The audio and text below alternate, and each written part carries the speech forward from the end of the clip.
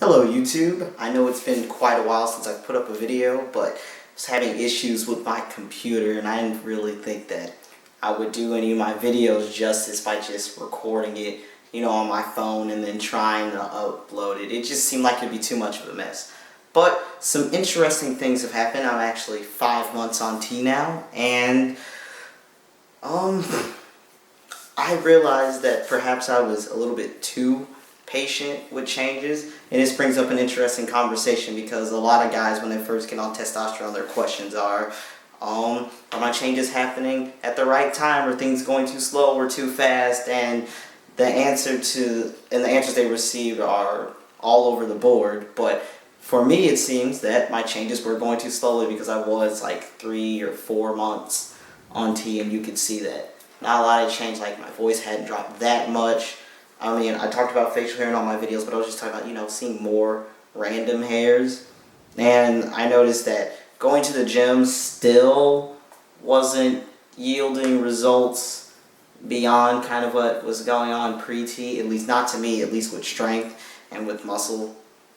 It's like I had a spike in the beginning with strength and everything, then I plateaued. And then I also received my blood work back, and it seems that the dose really was too low because it looked at my T levels, but then also it seemed like other metabolic things were off that possibly is from family history, but I really think that it was from my dose not being correct. So my cholesterol was a little high, blood sugar was a little high, which are things I don't struggle with. So it's important for you to check up regularly with whoever is dealing with your transition, because with my clinic, I'm not sure if it's their regular practice or if it's just because they're so busy now. They schedule my first set of blood work like 4 months out, and if I would have been a little bit more vigilant instead of going, oh, it's fine, it's okay, things are just going slowly, I could have probably come in, gotten my blood work done sooner to say, hey, something's not right and perhaps we should think about changing it. Because when I went in, they increased my dose, and because they increased it, they actually changed me to the more concentrated version of testosterone, because it comes in a 100 and 200.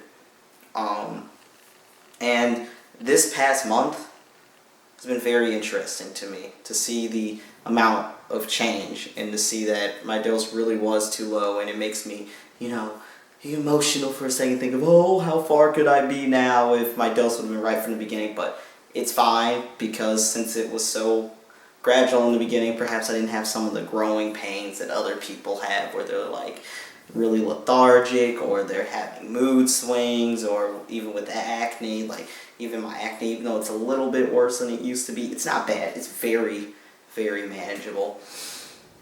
So far, what I've noticed is that my voice has dropped a lot more. People talk about it all the time. Kind of weirds me out because they find my voice attractive, and I'm just like, I don't understand what that means, but okay. And another thing that I've noticed is that at first, I was kind of like, facial hair, but while I was gone on my capstone trip in my college, I just started this dose of T the week before I left. So, by the second week I was on this trip, that's like 3 weeks on this new dose, I was seeing more hair like here on my cheeks, and then down here, this really is starting to have something where I can actually hold on to it. And then, this is usually the last thing to fill in, so it has more hair, but it's nowhere near becoming anything. And I did notice, though, when I got my hair cut last week, that my sideburns are actually really coming in, because in the past when they cut my hair, either there was nothing there or the hair was so little that they would just cut it off. But now I actually have sideburns that go all the way down. It's really thin because of the way I get my hair cut, but it shows that some progress is being made. And I started a new workout routine as well. So a couple of things changed for me that I think can combine with diet changes and going to the gym on top of this new dose. Because before, I feel like, I'm not sure if it was just me being a little bit lazy or me not being as conscious about what I was eating, but I did gain a little bit of weight, and it might just be that also because my fat was redistributing to a different place, I just wasn't used to seeing the weight that I already had being in that place. But now that I'm on this higher dose, and then I started taking whey protein shakes every morning when I get up, and I'm doing Shortcut to Size from Bodybuilder, notice that I have dropped a lot of weight. Like, everybody mentions like how slim I look now, which is funny. Because I'm like, oh, I thought it was the shirts that I was wearing, going, these shirts are lying. And then it's like, no, I really am smaller. And then also with the gym, things have been much more successful. Perhaps my workout routine is just better, or I'm being more consistent. I'm just giving my body what it needs in order to achieve what I want to achieve. But I have gained a lot more muscle this time around. It's very noticeable. There's more muscle in my back. I believe my shoulders right here, they're starting to build up. And then lots of people are fans of my arms. I think they're the quickest thing that I'm building up. And then my legs and whatnot, they're coming along. I'm not so much worried about them being like really big and muscular, as much as I am just wanting to have them like, in shape. But another thing I've noticed is even when I'm wearing my clothes now, they look very different. Shirts have always kind of been tight around the shoulders because my shoulders were even broad pre-T, but now they're really pulling back. So people don't really misgender me anymore unless I have to show my driver's license. And even still, some people don't call me by female pronouns just because I guess they're like, no, there's just no way. And other than that, the other things that I've noticed is that I feel a little bit better, as in more complete. I didn't really realize before that perhaps because my hormones were a little off, I wasn't feeling completely like myself. I'm not saying I'm happier. I'm still dealing with my anxiety and my depression, but I feel more so like a complete person. This dose feels more right than the other one, and that's fine. But this brings up a conversation that I think is important for everybody, which is that the solution, just because you see me saying, oh, I'm on a higher dose now, and my changes are coming in faster, and things are going well for me, does not mean that's what everybody needs. I know another guy that he's been transitioning for like almost 3 years now. His dose is lower than mine, and he has all the changes that you would expect. Another person that I know that's been on T for just as long as I have has a much lower dose than I am, but they're responding really well. Everyone's bodies are different, and so you don't need to go in, necessarily harassing your doctor or sitting around going, if my dose was just higher, I would look like some of these other guys, because it's partly genetics, and then thing number 2 is that you have to help yourself.